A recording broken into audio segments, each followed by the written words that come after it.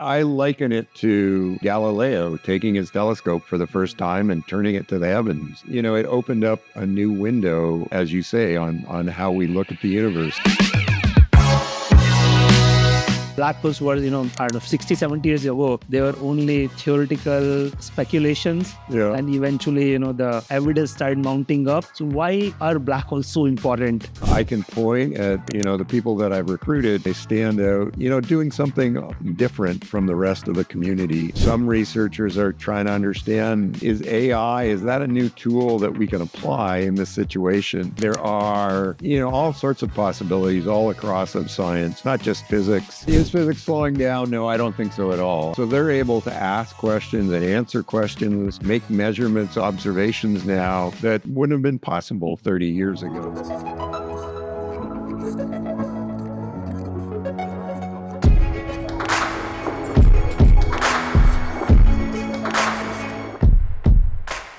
Rob, welcome to SparX.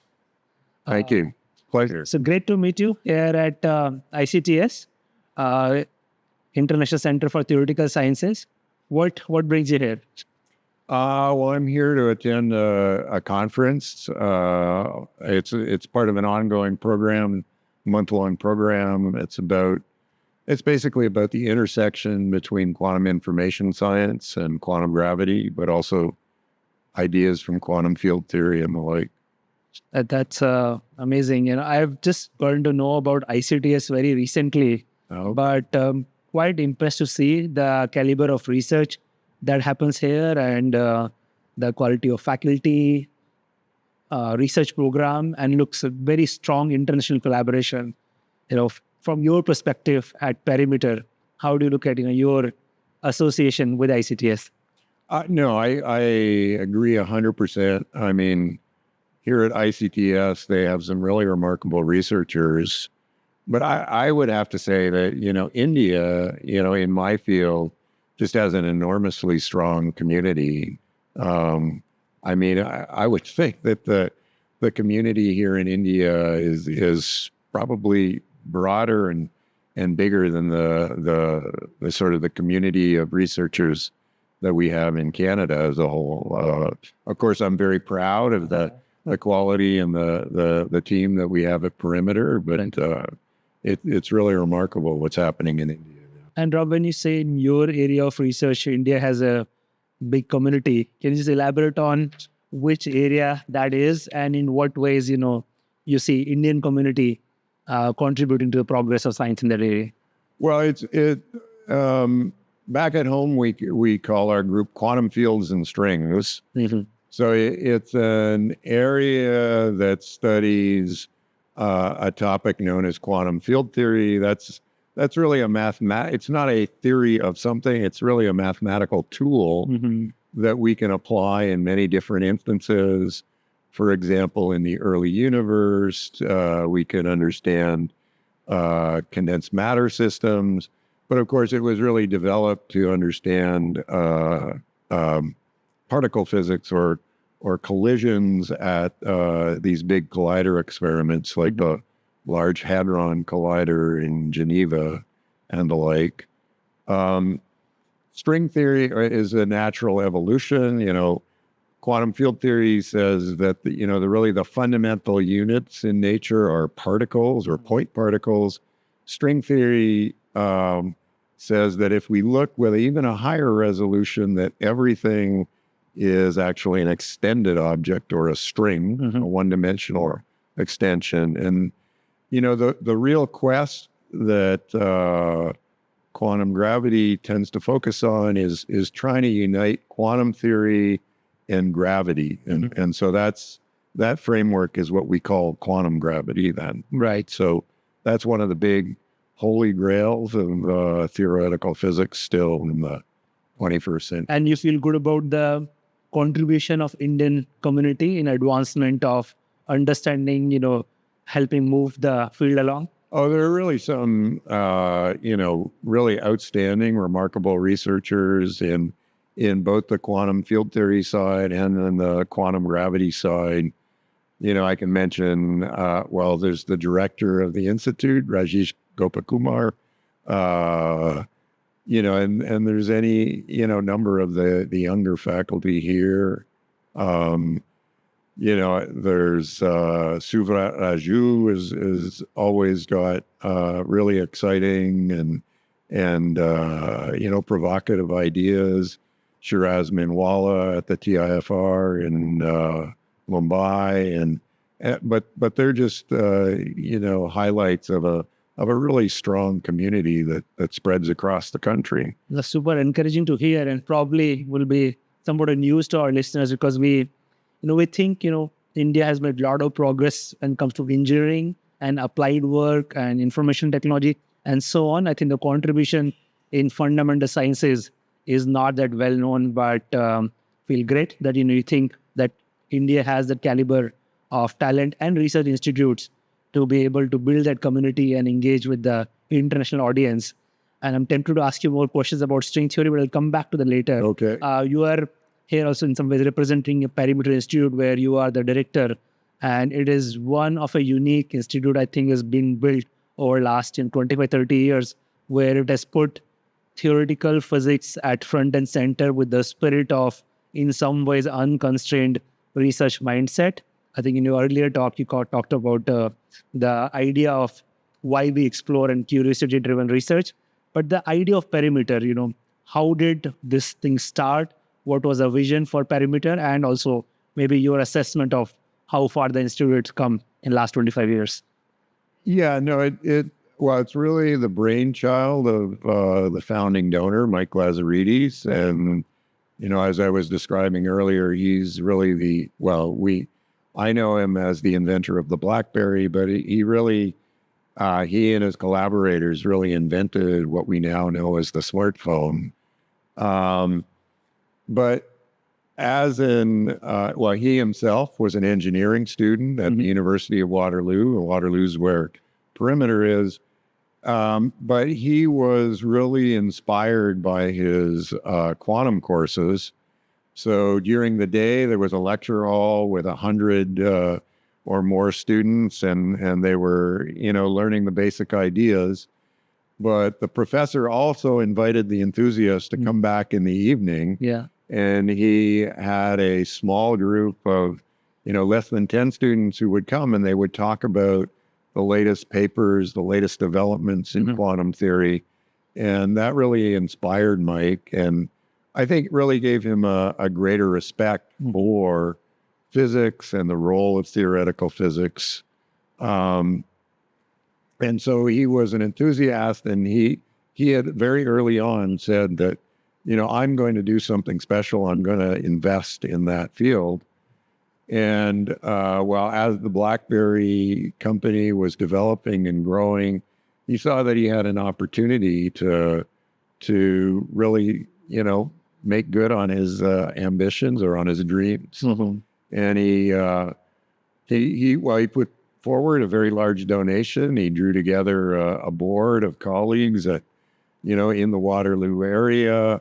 And we also, he found a rather remarkable individual who was the first director of the Institute, Howard Burton, who went around and really investigated different institutes, how universities work. So he would have gone to CERN in Geneva, the Kavli Institute for Theoretical Physics, Santa Barbara, but he would have also visited various universities.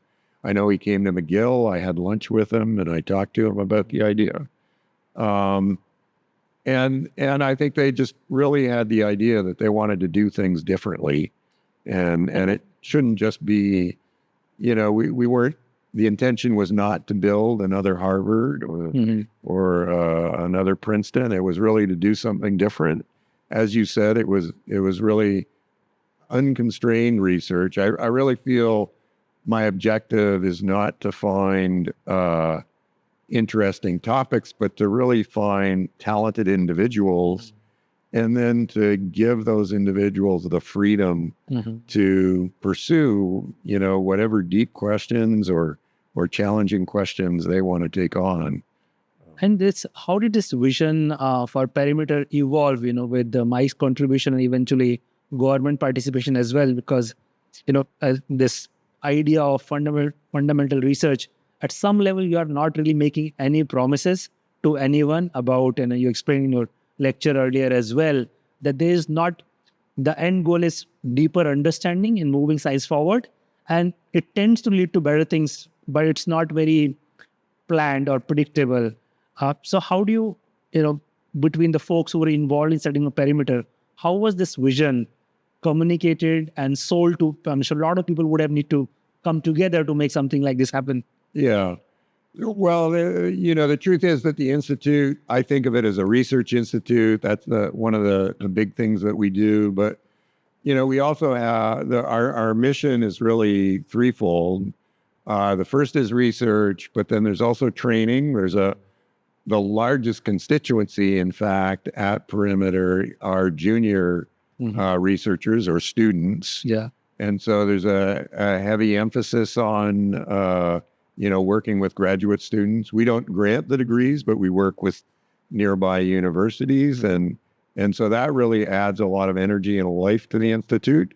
But it's also something that, donors and government officials can see that, well, we're helping the broader community in that mission. And then the third pillar that I can't overlook is outreach. So, and that takes two forms. One is just making the general public aware of the kind of research, the excitement we have for that research, but also the importance of doing that kind of blue sky research. And then there's also working at the level of working with high school students, with high school teachers, because it's important to really inspire the next generation and make them, even if it's not theoretical physics, to make them think that they can make a contribution in STEM. Yeah. And I don't know, STEM is something that we use to say science, technology, engineering, mathematics. And so, it's sort of a broad class, and it's really remarkable. I mean, I think the outreach program is really the first great success story, and we've tracked various people and where they've gone, and they, there are just a lot of great stories that their first contact perhaps with theoretical physics was at Perimeter. But it made them realize that, not just, well, they were selected because they thought it was fun, but they realized that, I could have a career in this. And, they've gone on to become researchers or faculty at universities across Canada and around the world. In fact, one of our own faculty at Perimeter, one of the permanent researchers there, one of his first stops in his career was at Perimeter as one of those high school students who was just intrigued and fascinated by the ideas. And institute like Perimeter, where fundamental research, and let's say, in this case, more around physics, but other adjacent sciences at the core. And there is a long history of institutes like this. I guess the most well-known, at least to me, is Institute of Advanced Studies, which was set up by Flexner, I think, in 30s. Yeah. And it was very timely because, both all these scientists migrating out of Europe found home there and made very seminal contribution. Just what's your, I'm sure you would have looked at, institutes like Perimeter, you mentioned, KITP and so on. Generally, what drives, how do these institutes come together? And the reason I'm asking a question, also thinking about the growth of that ecosystem in future in India as well, to have, more institutes like ICTS we have here, is what drives, how does the such initiative come together where the ROI is, if at all, measured in decades or longer time frame? Yeah, I think, I think the researchers are drawn together because of their excitement for research and, finding a community of like-minded colleagues and being able, given that freedom and the resources that they can pursue, the problems that interest them. I think, though, that it's always been, you said it's 10 years, maybe longer. but I think that we've always conveyed that story to the public, to the government officials. I know that, well, it's an anecdotal story, but, a provincial government minister came to make a funding announcement. And, one of my favorite lines is to talk about, that the work we're doing now will really drive the invention of new gizmos that'll, shape the lives of our grandchildren's grandchildren. But it turns out that government is a very conservative, very practically minded, fiscally restrained government, and yet they were coming and giving us increased funding.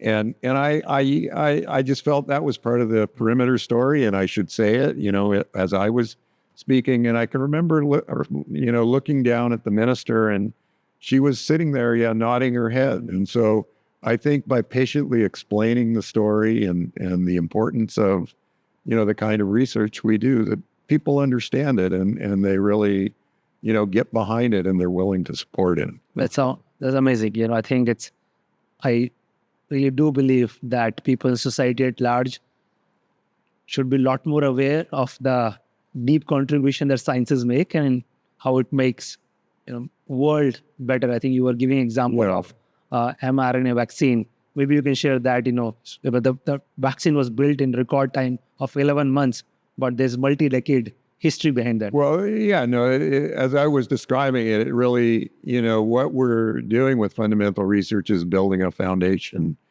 Now, in the case of the vaccines, that foundation goes back, you can trace it back over 100 years. Just the idea of heredity, that we pass on traits to our offspring, that goes back 100 years. It goes back maybe 50 or more years, the discovery of DNA, the discovery then of RNA.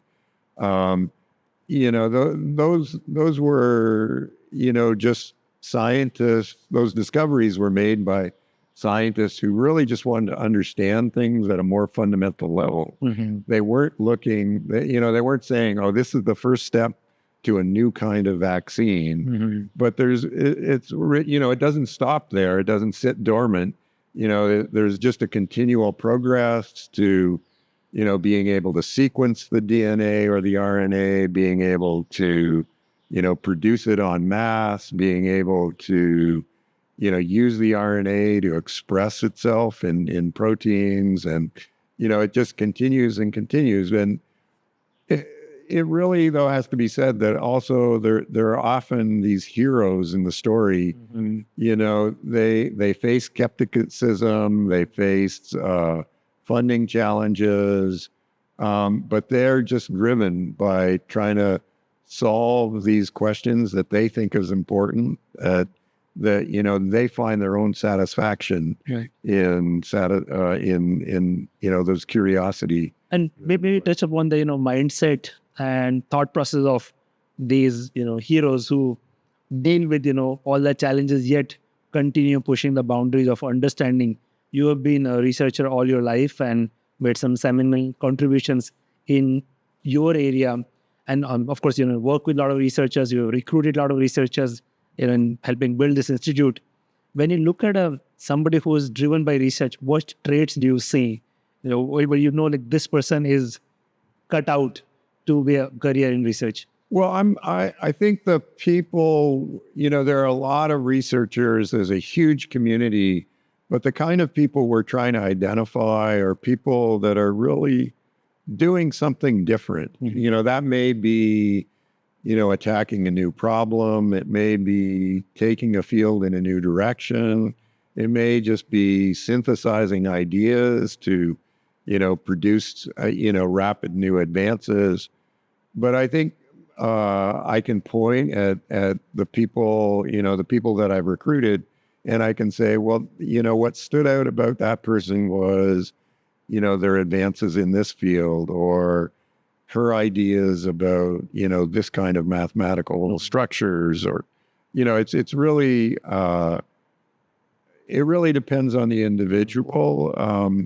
But I think they've all really, in my mind, they stand out as being doing something different from the rest of the community around them. And I think that's really having that initiative, having that drive is really something essential to. Is there a lot of patience also along with the drive?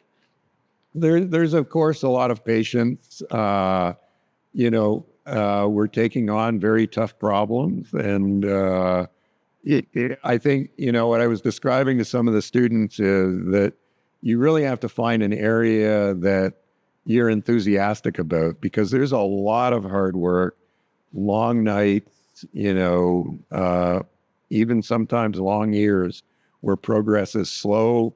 But if you're enthusiastic about it, if your energy, your enthusiasm is really what's going to carry you through that. And I guess it's patience, but it's really, the excitement that you carry with you for the challenges in front of you. And physics in particular, I guess true for life sciences as well.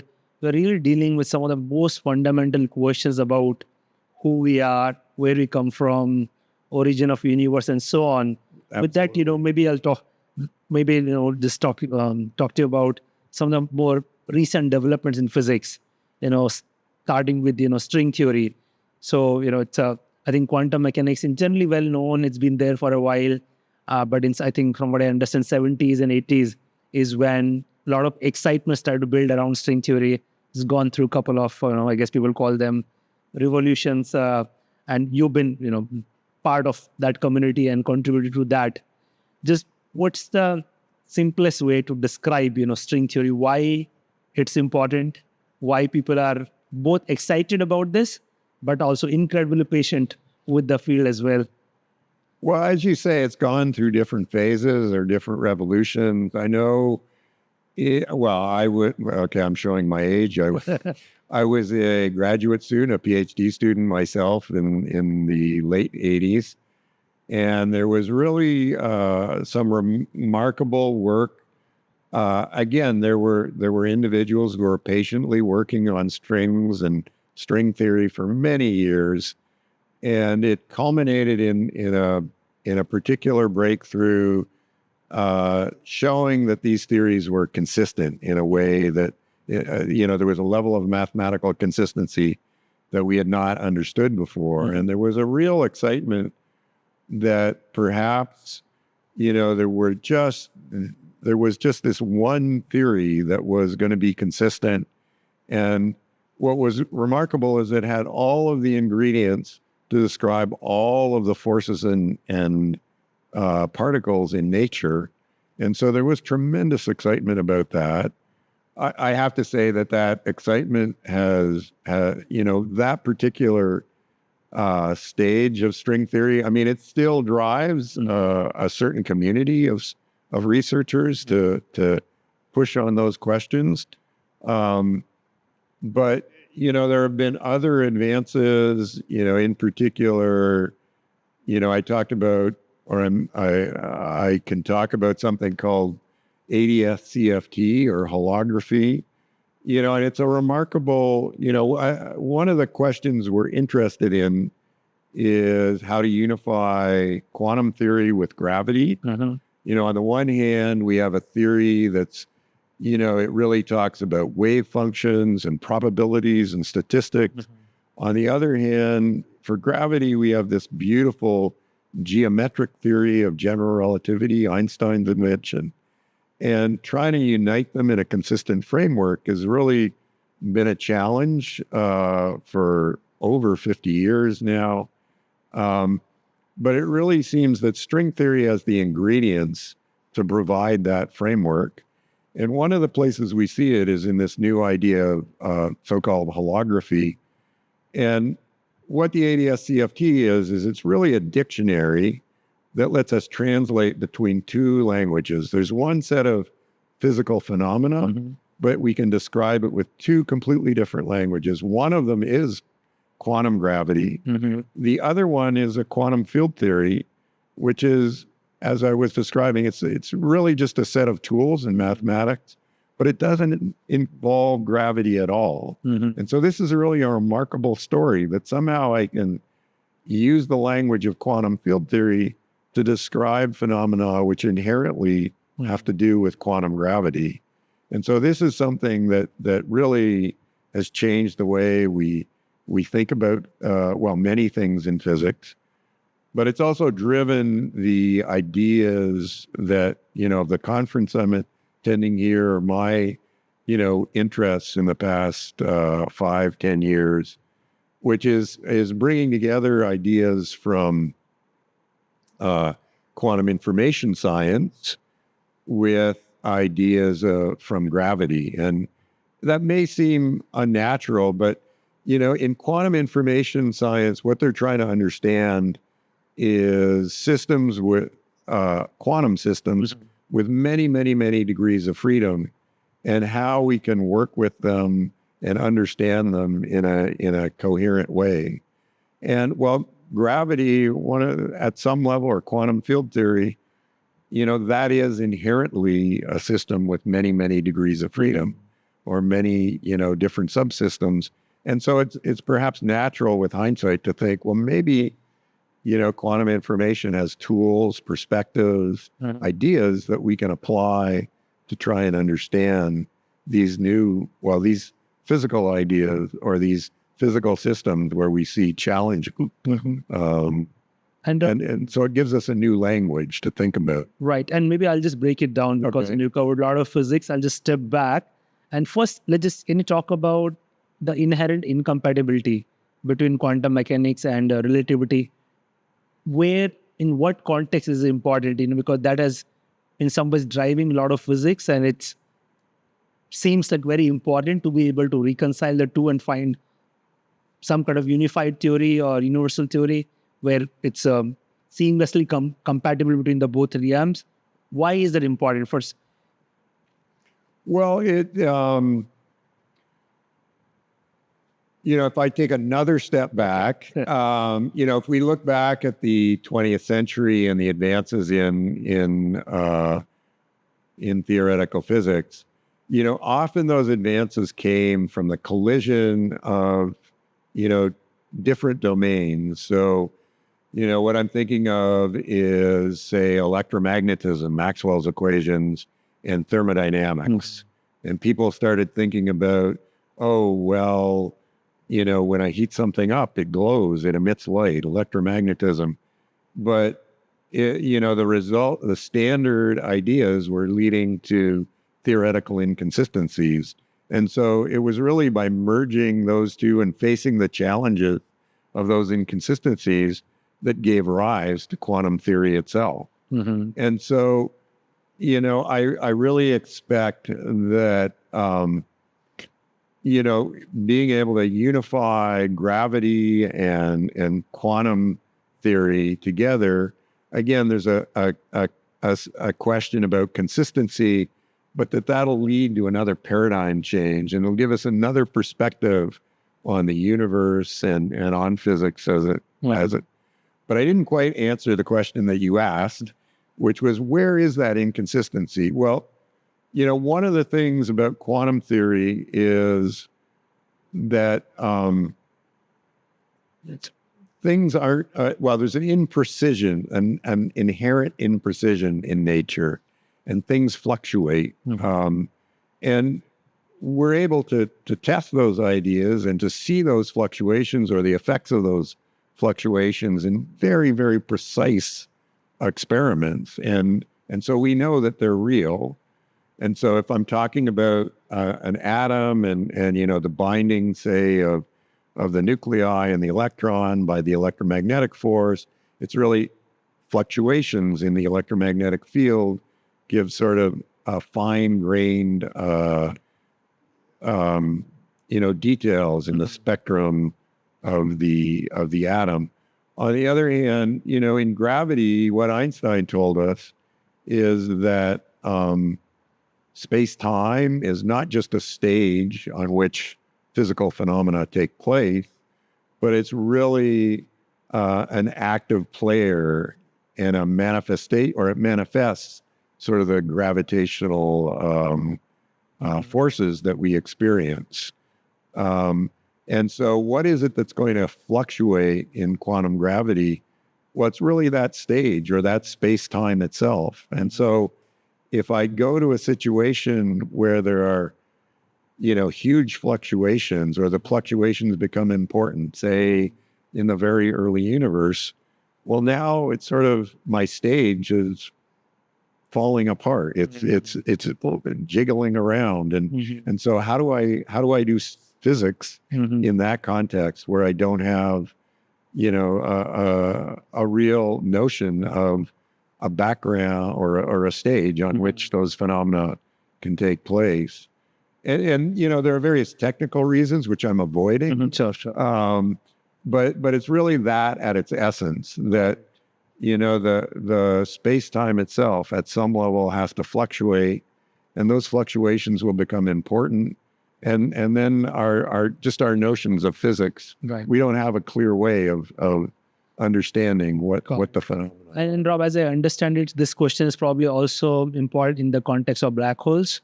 And in fact, let me also ask you about, why are black holes so interesting to physicists? We hear so much in both popular media, so much coverage, and I'm increasing learning. There's also a very active area of research. And black holes were, I don't know, 60, 70 years ago, they were only just theoretical speculations. Yeah. And eventually, the evidence started mounting up, and finally we are able to even film, black holes, and seems like they are just ubiquitous everywhere. So why are black holes so important and seems like an integral part of modern physics now? Yeah, well, maybe for the audience, we should say that, what is a black hole? It's really the simplest, if you like, one of the simplest solutions in Einstein's equations. And, the reason it's a black hole is because, as I move around towards the center of the solution, in fact, I reach a region where the gravitational forces have become so strong that nothing can escape. And, there's really, it's just a remarkable idea that there can be regions of space-time where, not even light will never actually be able to see what goes on there unless we ourselves fall into the black hole. There've been enormous advances in, astrophysics, in observation, and black holes are really, seen as these powerful engines that drive a lot of phenomena. In particular, they play a role in seeding galaxies or shaping the galaxies and really driving enormous plumes or jets that stream out. And so they're from the astrophysicist point of view, they're a very workhorse that drives a lot of interesting physical phenomena in astrophysics, astronomy, cosmology.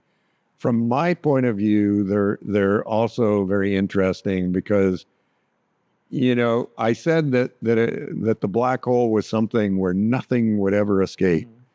Well, that's true classically, but what Stephen Hawking, his famous discovery was that when I take into account those tiny fluctuations of quantum theory, that in fact stuff starts to leak out of the black hole, and it looks like it looks like the black hole is in fact emitting thermal radiation, but at what would be a tiny temperature.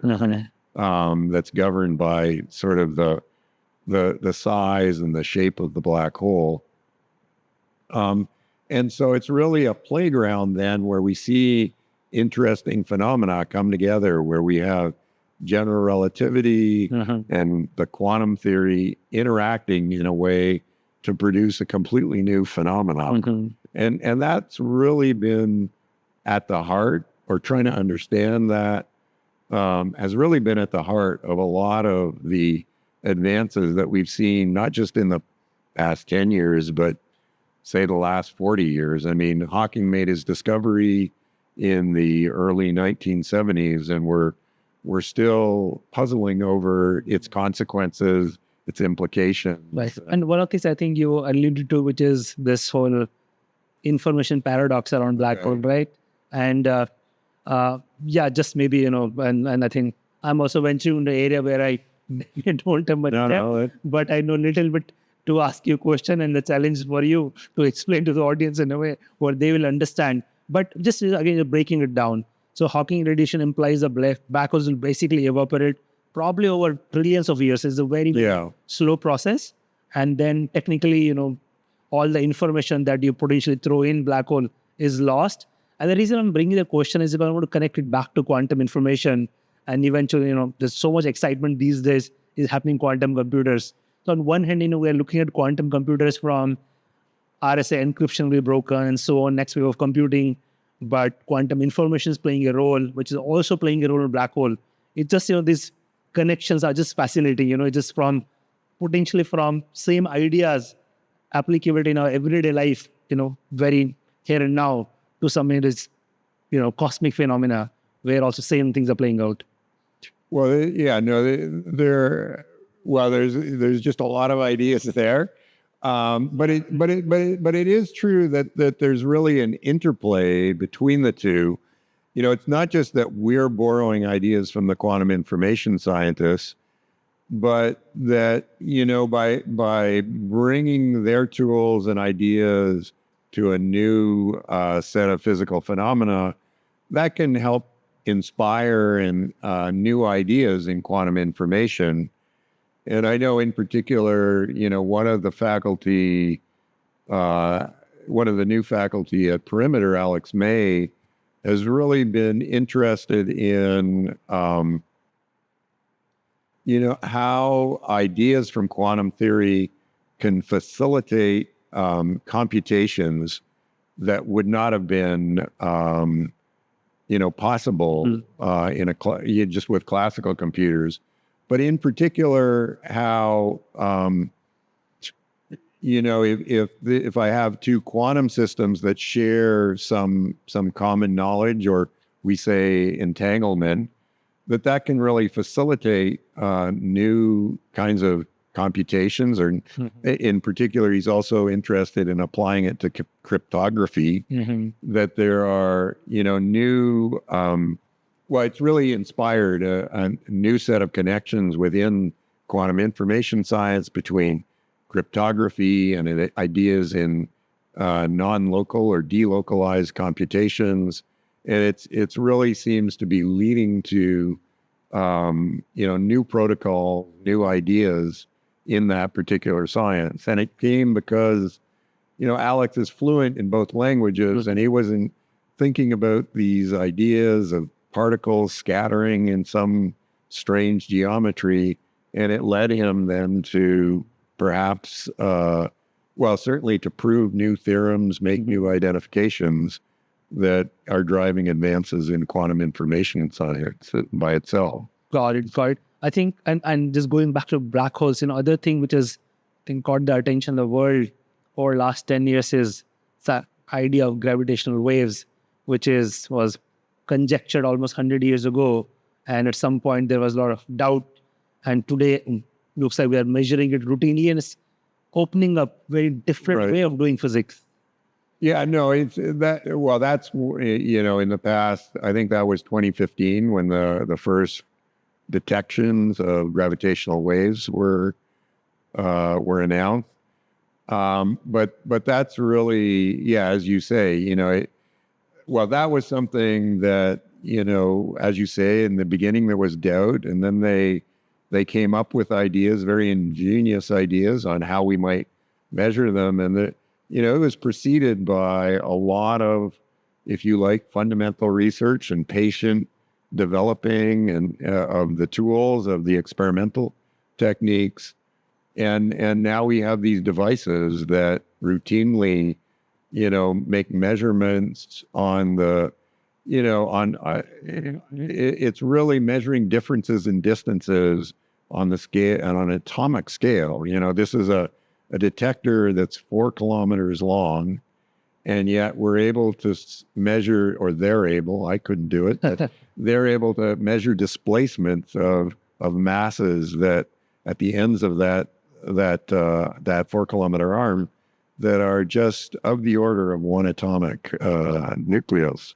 And so it's really a remarkable technology that was driven, though, by trying to understand this question: are there gravitational waves? But I liken it to Galileo taking his telescope for the first time and turning it to the heavens, and he started discovering completely new ideas. The moons of Jupiter, craters on the moon, and it really, it opened up a new window, as you say, on how we look at the universe. And gravitational waves are this completely new window that are letting us hopefully make observations that will really drive new advances in the way we understand the universe. In particular, they can see farther back into the universe than any electromagnetic signals. And so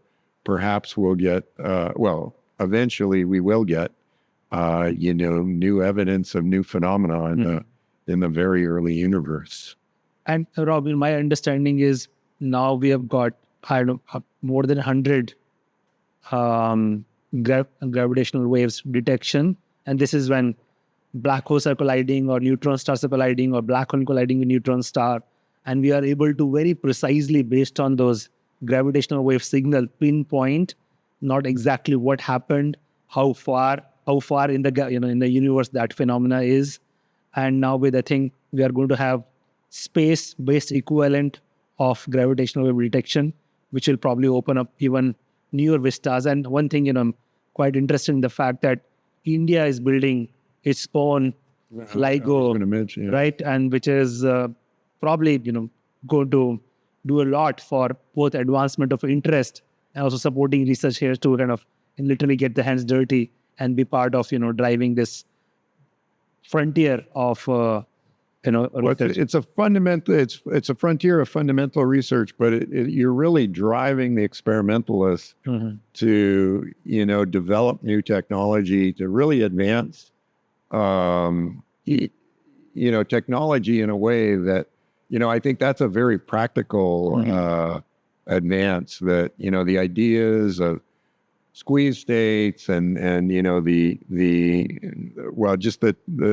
devices that they put together to build these detectors it's truly a feat of technology and human ingenuity that we can make those measurements. And having your own detector here in India is going to play an important role in the physics, in that you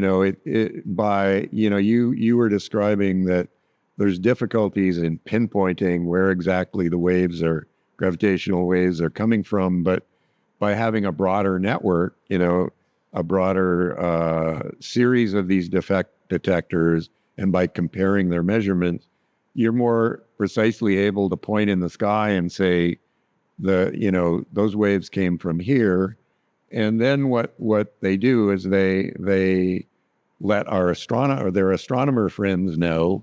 And so they look and see if there's some interesting, signal that they can see, or phenomena that they can see in the light. And so that way you develop what's called multi-messenger astronomy, where you can see both in gravitational waves and in electromagnetic waves. And it allows us to develop ideas about what those processes are more precisely and what's going on. And I think, Rob, earlier you mentioned, in the other lecture, that very difficult to make predictions about how science will play out. But is it fair to say that in next couple of decades, gravitational waves will probably play a pretty significant role in expanding our understanding of universe? And again, asking this question from a younger researcher point of view, someone who is looking at areas of interest where a lot of practical data is also available. Would you consider this as a Well, I think gravitational astrophysics or observation is certainly a field that's, it's 10 years old, but it's really just ramping up. And it's not, as you said, or you mentioned, it's not just these ground-based detectors that people are thinking about new ideas of putting detectors in space. In fact, in orbiting around the sun, people are thinking about developing new technology or advancing the technology to build even better detectors on Earth. And there are different kinds of a completely different kind of detector which looks at distant stars and in some sense, uses the distance from the Earth to those stars, that are many parsecs or many light years away as the arm. And they're able to look at gravitational waves in very different frequency bands with these different technologies. Like currently, the detectors work around 60 hertz, but the space-based will be at a much, in fact, lower frequency, a longer wavelength. And then these they're called pulsar timing arrays, which are already showing some success, are looking at gravitational waves that themselves are, parsecs across or have wavelengths that large and really are probing the cosmology, not just stars, but, the universe more broadly. And so there's a lot of exciting developments that is going to take place in the next decade, in the next few decades. Just like the most exciting thing would be that they discover something that we just completely don't know what it is or we didn't expect. Gravitational waves from Big Bang itself? That's certainly a possibility that, perhaps there were phase transitions in the early universe and they leave an imprint in gravitational waves. That'll be incredible. I mean, that's to be witness, such profound developments and hopefully in our lifetime will be super exciting. I want to go back to, what you said, ADS, CFT, and this is probably more science fiction at this point than science, and you can help parse the boundaries. But this whole, holographic principle, which I think as you were describing is, because my understanding is a mathematical technique in some ways to translating a concept from higher dimension to lower dimension and create some kind of, compatibility or duality.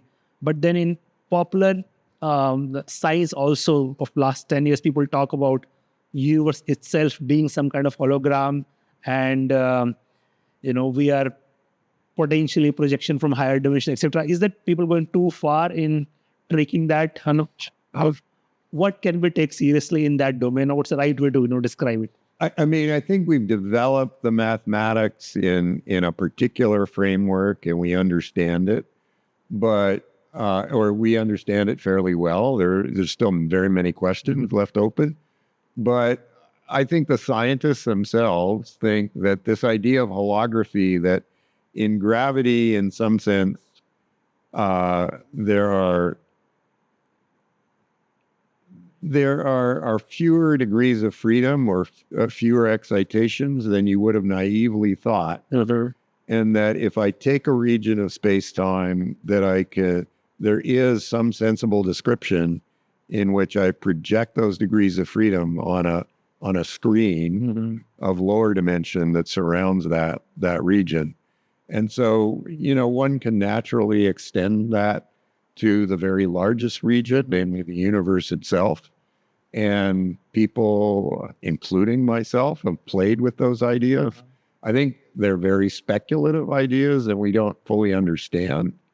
But I think I think, the past few years have seen advances and perhaps have given us, not practical universes or practical observations, but sort of toy mathematical models where we can start to develop those ideas in a serious way. And perhaps that'll lead us to eventually some kind of holographic description of the world we live in. But today it is a very fertile area of research and trying to understand the idea of holography and how the fundamental laws of physics work. Well, it's now, an idea that's about, well,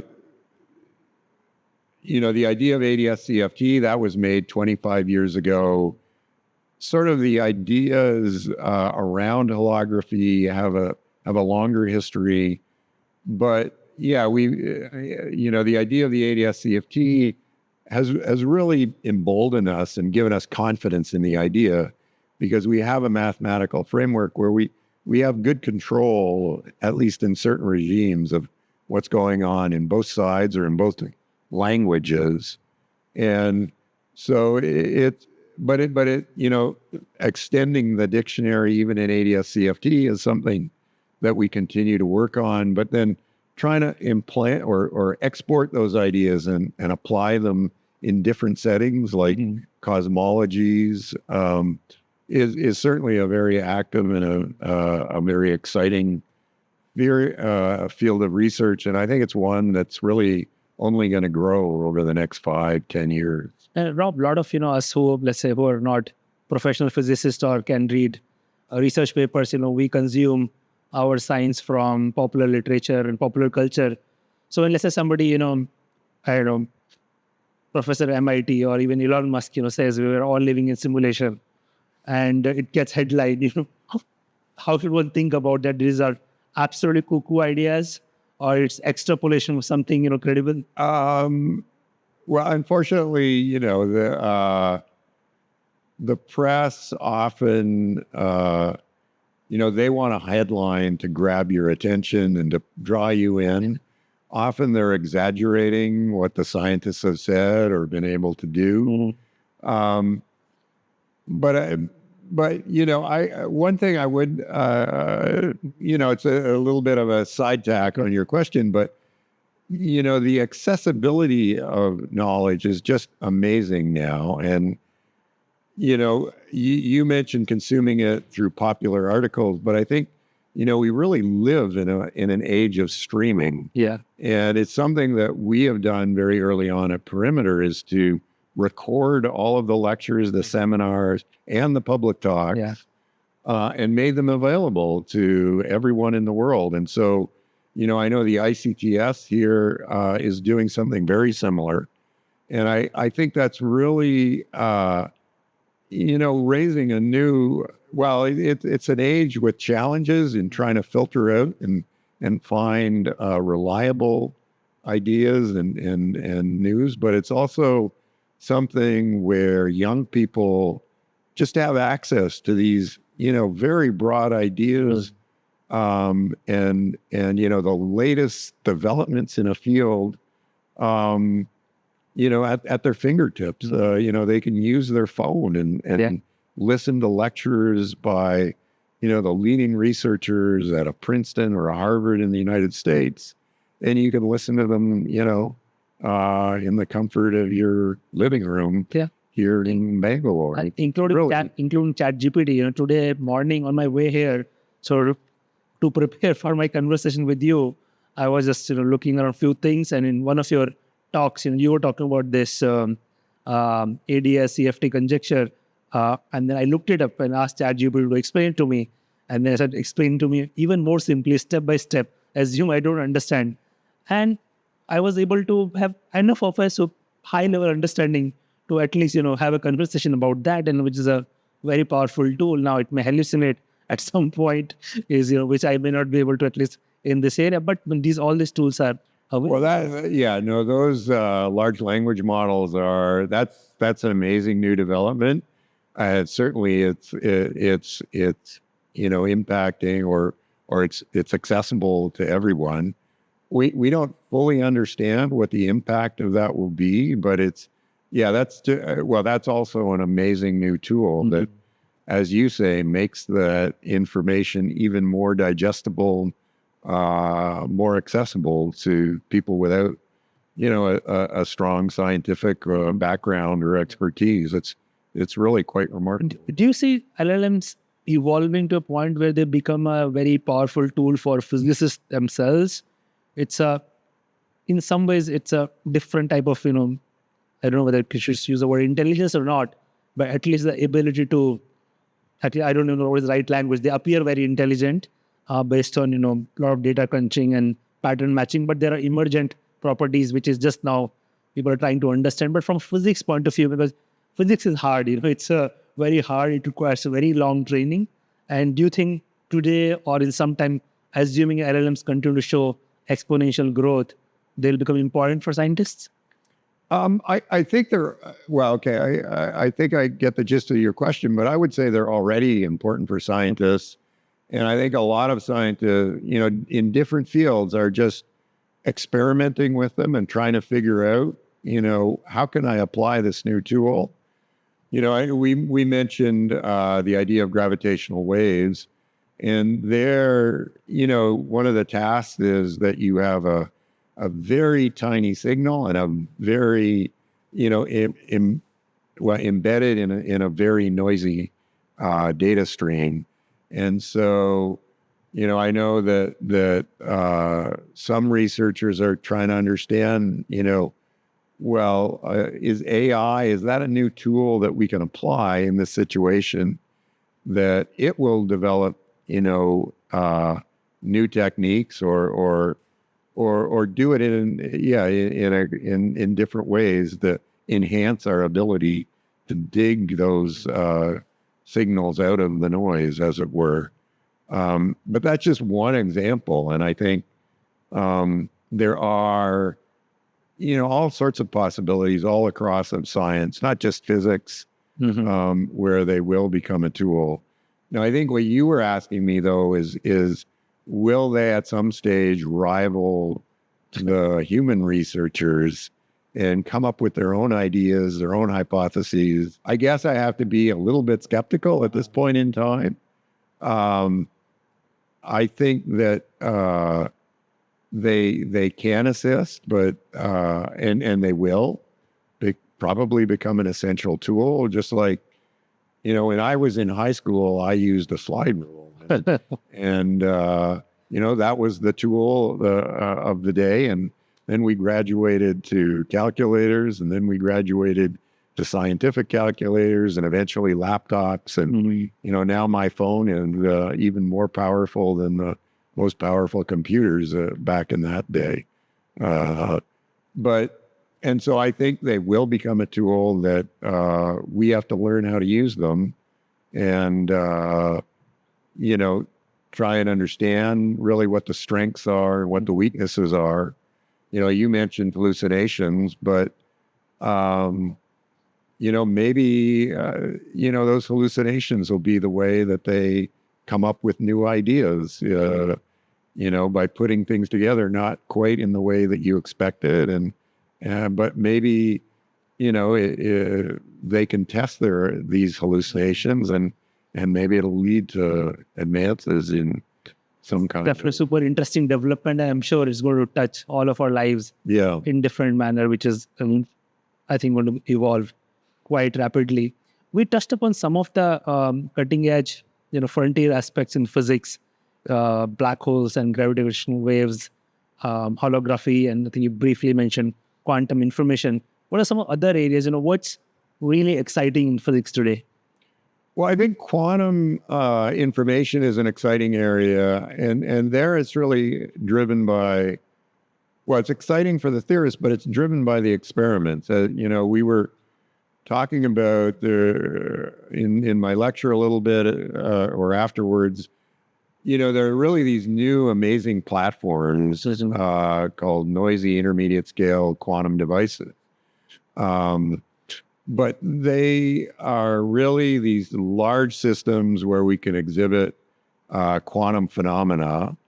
Now, they are not quite at the level, they're not big enough, they're not refined enough to do, you mentioned perhaps cracking RSA or something like that, but they are platforms where you can do experiments, or the theorists can do experiments about, new physical phenomena, new quantum phenomena.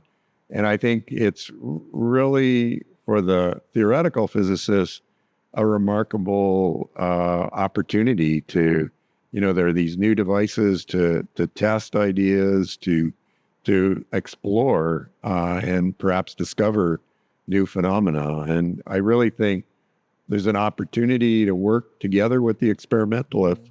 And you see that in many of the, exciting headlines or headlines that get the attention of the popular press, or, new phases of matter, or time crystals. And, what they're really doing, it may seem exciting, but, and it is exciting, I should say, but, they're taking theoretical ideas and they're saying, well, now we have a platform where we can actually implement that idea. If we, you have to work together with them to understand the limitations of the device, and what you would like to do is often not quite what you can do, but you can, massage the theory and really produce remarkable experiments on these devices. And that's just going to grow in the next 5-10 years. And it's really pushing, it really helps the experimentalist, I think, as well, in that it's pushing their abilities to their limits and really testing the technology that they've developed. And it'll presumably help them refine it and even improve it as they're pushed by these sort of questions that the theoretical physicists ask them. And Rob, where do you feel the whole field of physics is? Because sometimes we also hear the critique that golden age of physics kind of came to an end in 70s, 80s, around that time you started your career. And personally believe that's absolutely unfair, but that narrative also exists, and partly because I think the physics is getting harder and harder and more complex, and also energy scales are not accessible and so on.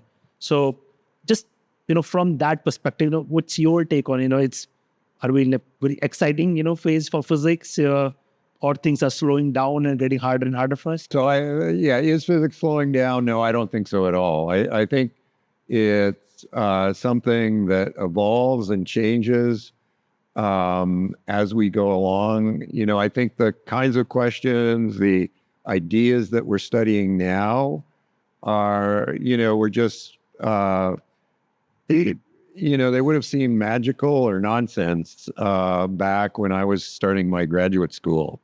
And, I think the same is true on the experimental side. Technologies advance and the experimentalists push their technologies, and that goes hand in hand. And so they're able to ask questions and answer questions, make measurements, observations now that simply wouldn't have been possible 30 years ago. And so, I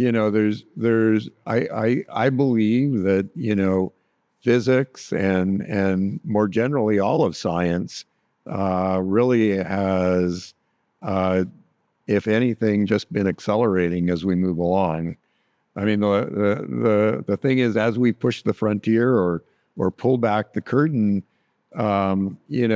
we raise as many new questions as old ones that we answered. And so I'm not at all worried that we're going to be running out of research ideas. It's great to hear that optimistic perspective.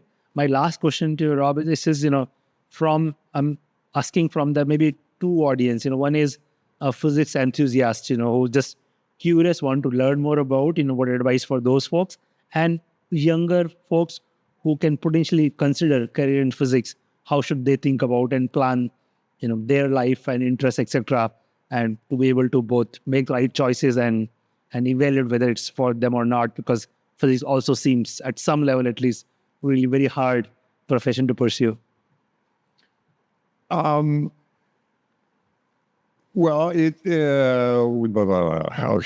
sorry, let me start over again. So for the physics enthusiast, I think we talked about that a little bit. I think there's just so much information that's accessible. There's and even for the, I talked about how we stream, or you're able to stream all of the lectures, the seminars, but outreach has really been a key pillar at Perimeter. And so there's a whole, set of public lectures just delving into different parts of physics, delving into different parts of science. And we're always developing more of that. And I know here at the ICTS, they're also doing similar things because we really see that as an important part of our mission to really convey that excitement, to convey the importance of what we're doing to the general public. Because at the end of the day, in fact, I talked about the generosity of the Canadian taxpayer, but our great work or our exciting work is only enabled by the generosity of the society that we live in, whether it is the government funding or the private donors or whatever. For a young student thinking about a career in science, I think one of the things I was telling the students is that it is a lot of work. There are going to be long evenings, long weeks of effort. And so you should really be looking at things that you're excited about, because your enthusiasm, your energy are what's going to carry you through all of those efforts and really drive you forward. You wouldn't be wanting to study something into the wee hours in the morning if you really thought it was painful. And so that's one piece of advice. But I just see that being open to ideas and trying to explore as much as you can really will show you what the opportunities are and perhaps help guide you into where you think you can make your contribution, what you're excited about, because there are just there is theoretical physics, but as we were saying, there's also biology, there's chemistry, and even engineering and mathematics. There are all sorts of exciting developments happening all the time in all of these different areas. And who knows what, I don't want to say that theoretical physics takes precedence over any one of the others. And so people should just be willing to explore and try and understand what the opportunities are and find their own path amongst them. That's great. No, that's excellent advice. And with that, Rob, I want to thank you for taking the time. I know it's been a long day for you, but you're very generous with your time and sharing your insights and just helping our audience understand the larger world of physics. So thank you so much for. Well, it's been a pleasure, and thank you for inviting me to participate in your podcast. Absolutely. It's been great. Immensely. Thank you.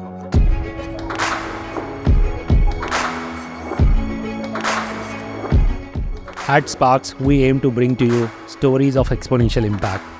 We share in-depth analysis of what goes behind success stories. If you find our conversations interesting, you can join us by subscribing to our YouTube channel. You can also listen to SparX on Spotify, Apple Podcast, or any other audio platform of your choice. If you have any suggestions on who we should invite or what topics we need to cover, just let us know in the comments. We are always listening, looking for ways to improve, and keep getting better as we go along.